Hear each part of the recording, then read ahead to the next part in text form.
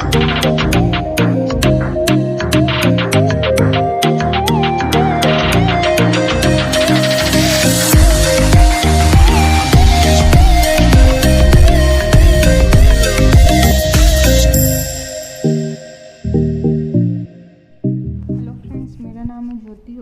मैं आपको पढ़ा रही हूँ फंडामेंटल फर्स्ट ईयर का टॉपिक। हमारे ये चैनल है ऑनलाइन नर्सिंग इंस्टीट्यूट, जहाँ पे आपको हर टाइप के नोट्स प्रोवाइड करवाए जाते हैं। नर्सिंग से रिलेटेड जो भी क्लासेस है वो सब प्रोवाइड करवाई जाती है।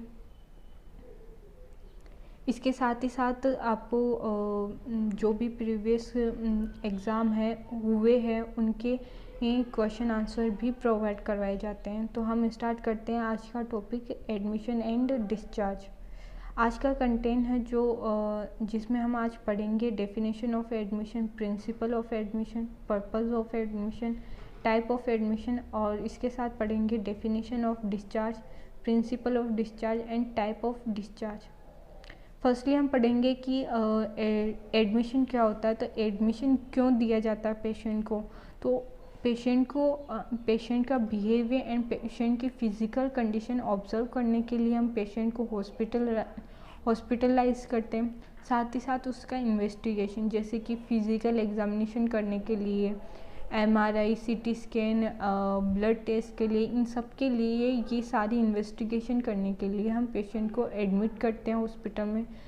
और जो भी उसकी डिजीज़ कंडीशन है, फिज़िकल मेंटल जो भी उसकी प्रॉब्लम है, जो भी उसकी कंडीशन है, उसे ट्रीट करते हैं और साथ ही साथ उसे एक केयर प्रोवाइड करवाते हैं। इसीलिए उस पेशेंट को हॉस्पिटल में एडमिट करवाया जाता है, एडमिशन दिया जाता है। और इसके बाद अगर हम देखें तो एक और डेफिनेशन देखें तो थेराप्यूटिक एंड डायग्नोसिस पर्पस के साथ पेशेंट को हॉस्पिटल वार्ड में एडमिट किया जाता है कि थेराप्यूटिक या फिर डायग्नोसिस पर्पस के लिए पेशेंट को हॉस्पिटलाइज किया जाता है। इसके बाद देखें पर्पस। तो पर्पस होते हैं कि पेशेंट की कंडीशन देख के ही पेशेंट को हॉस्पिटल में एडमिट किया जाता है। जैसे कि अगर पेशेंट नॉर्मल कोई फीवर है या फिर नॉर्मल कफ वगैरह है तो उसे मेडिसिन देके उसे घर भेज दिया जाता है और उसे होम केयर के लिए बोला जाता है, होम रेस्ट के लिए बोला जाता है। लेकिन अगर वहीं पे पेशेंट बहुत क्रिटिकल कंडीशन है, अगर उसे IV थेरेपी चाहिए हो या फिर कुछ अदर, अगर उसे इमरजेंसी की ज़रूरत हो तो उस पेशेंट को हॉस्पिटलाइज या फिर हॉस्पिटल में एडमिशन दिया जाता। साथ ही साथ कंफर्टेबल एंड सेफ्टी फील करवाने के लिए भी पेशेंट को, कुछ फैमिलीज़ होती है जो पेशेंट की प्रॉपरली केयर नहीं कर पाती है, उन्हें कंफर्टेबल जोन नहीं दे पाती है, या फिर कुछ फैमिली के पास पेशेंट सेफ़ नहीं होते, तो उसके लिए हॉस्पिटलाइज करवाते हैं ताकि पेशेंट कंफर्टेबल भी हो और साथ ही साथ सेफ़ भी हो। इसके बाद इमीडिएट केयर का मतलब होता है कि कोई भी इमरजेंसी जो केयर प्रोवाइड करवानी होती है पेशेंट को, उसके लिए हॉस्पिटलाइज करवाया जाता है। और उसके बाद आता है obtain complete information about the client. फिर आता है establish nursing patient relationship. Nurse और पेशेंट के बीच में जो रिलेशनशिप होता है उसे एस्टेब्लिश करने के लिए भी हॉस्पिटल एडमिशन होता है। उसके बाद आता है प्रिंसिपल में जो होता है कि जो इन्वायरमेंट होता है वो एक प्योर इन्वायरमेंट होना चाहिए, उस फियर एंजाइटी ऐसा नहीं होना चाहिए इन्वायरमेंट में। और जो नॉइज़ होती है वो बहुत ही कम होनी चाहिए हॉस्पिटल में, जो भी हॉस्पिटल का जो इन्वायरमेंट होता है। इसके साथ ही जो पेशेंट की जो पर्सनल आइडेंटिटी है, जो पर्सनल आइडेंटिफिकेशन है वो हॉस्पिटल से लीक नहीं होनी चाहिए, बाहर नहीं जानी चाहिए। उसके बाद आता है कि पेशेंट की हैबिट देखी जाती है, उसका बिहेवियर देखा जाता है कि पेशेंट की हैबिट क्या क्या है, बिहेवियर क्या क्या है। फिर आता है कि illness can be traumatic experience for the patient and bring stress and physical and mentally health. अगर पेशेंट का कोई ट्रॉमेटिक एक्सपीरियंस रहा है किसी के साथ, तो वो हॉस्पिटल उसे स्ट्रेसफुल लाइफ प्रोवाइड करवाता है और उसे फिज़िकली और मेंटली दोनों से हेल्थ बनाता है। इसके बाद देखेंगे हम टाइप ऑफ एडमिशन, कि एडमिशन के कौन कौन से टाइप है। तो फर्स्ट जो टाइप है वो इमरजेंसी एडमिशन होता है, कि कोई पेशेंट का एक्सीडेंट हो गया है तो वो उस दौरान जो पेशेंट आता है उसे इमरजेंसी एडमिशन के तौर पे पेशेंट को हॉस्पिटल में एडमिट करवाया जाता है। और इसके बाद आता है रूटीन एडमिशन। रूटीन एडमिशन के में होता है कि कोई पेशेंट जो वीक हो गया है और उसे आईवी थेरेपी की ज़रूरत है, या फिर कुछ देर के लिए पेशेंट को एडमिट करवाया जाता है, कुछ घंटों के लिए, ये 1 दिन के लिए, 2 दिन के लिए। तो ये रूटीन एडमिशन होता है कि कुछ इन्वेस्टिगेशन के लिए, कि हाँ पेशेंट को कुछ पेशेंट के लिए कुछ इन्वेस्टिगेशन करना है, जैसे कि उसका ब्लड सैंपल लेना है और साथ ही साथ उसकी एमआरआई करनी है या सीटी स्कैन करना है, फिज़िकल एग्जामिनेशन करना है। तो उसके लिए कुछ टाइम के लिए पेशेंट को हॉस्पिटल में एडमिट करवाया जाता है, उसे रूटीन एडमिशन कहते हैं।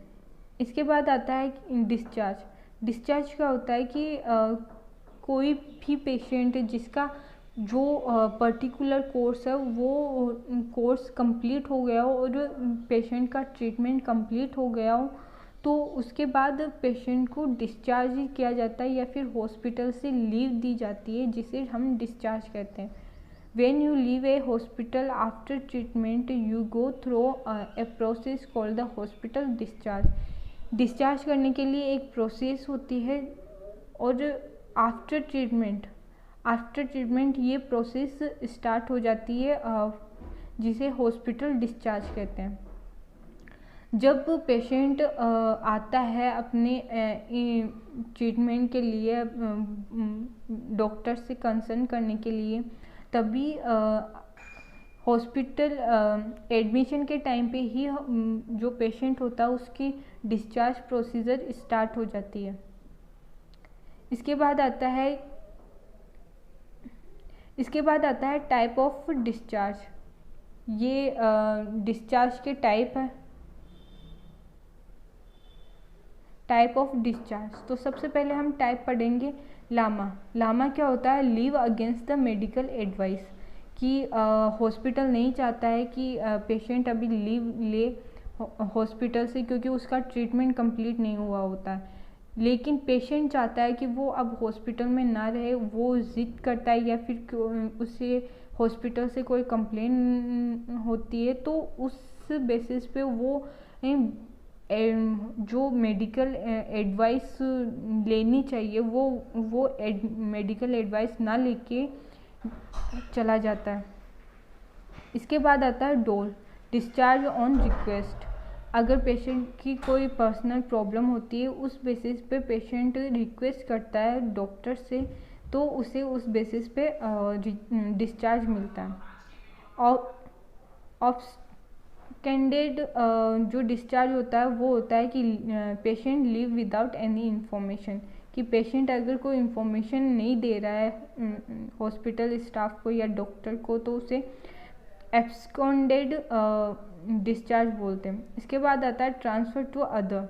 अगर कोई पेशेंट एक हॉस्पिटल में एडमिट हुआ है और वहाँ पे उसका ट्रीटमेंट पूरा ना हुआ हो और उसे वहीं से किसी दूसरे हॉस्पिटल में रेफ़र कर दिया जाता है, तो उसे ट्रांसफ़र टू अदर हॉस्पिटल कहते हैं।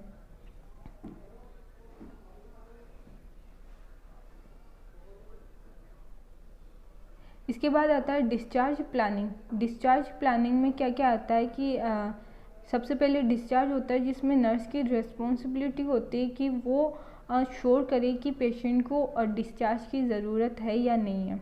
फिर स्टार्ट करते हैं, जो डिस्चार्ज की प्लानिंग होती है वो स्टार्ट हो जाती है एडमिशन के टाइम पर।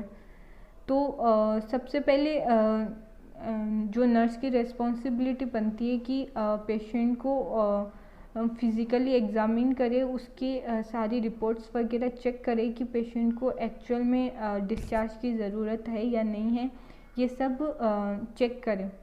उसके बाद आता है जनरल प्रिंसिपल ऑफ डिस्चार्ज कि किस किस प्रिंसिपल पे डिस्चार्ज देना चाहिए। तो patient and family understand the diagnose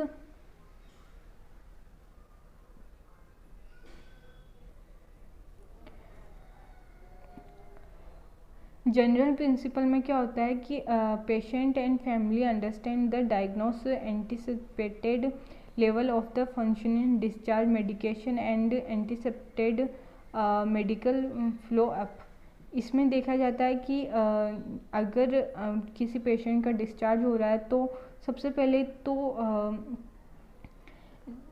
जो फंक्शनिंग लेवल है, पेशेंट का जो फंक्शनिंग लेवल है वो देखा जाता है, और साथ ही साथ एक अंडरस्टैंडिंग डायग्नोस दिया जाता है, और पेशेंट की जो फैमिली होती है उसे मेडिकेशन के बारे में बताया जाता है एंड मेडिकल फ्लो अप के बारे में बताया जाता है। इसपे से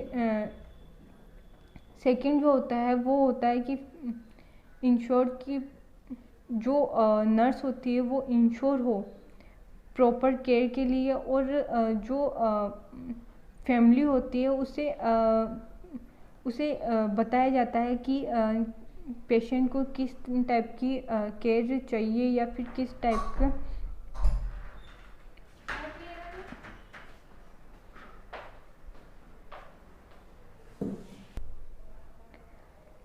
कि नर्स इंश्योर करती है कि जो फैमिली है पेशेंट की वो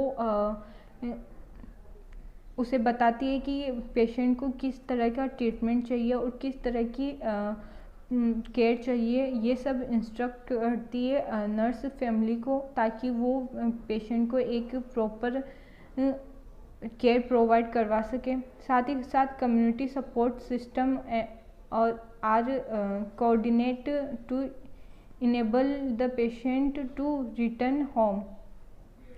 साथ ही साथ कम्युनिटी सपोर्ट प्रोवाइड कराती है कोऑर्डिनेशन के लिए कि पेशेंट घर जाने के लिए एक प्रॉपर फिज़िकली एबल हो सके या फिर फिज़िकली फिट हो सके रिटर्न होम घर पे जाने के लिए। Thank you guys. आज की क्लास यहीं एंड होती है। साथ ही साथ हम आपको बता दें कि nursing institute online nursing institute है जो आपको नोट्स वगैरह प्रोवाइड करवाते हैं, एंड साथ ही साथ यूट्यूब पे आपको फार्मा, एनाटॉमी, इन सभी सब्जेक्ट की क्लासेस भी प्रोवाइड करवाती है।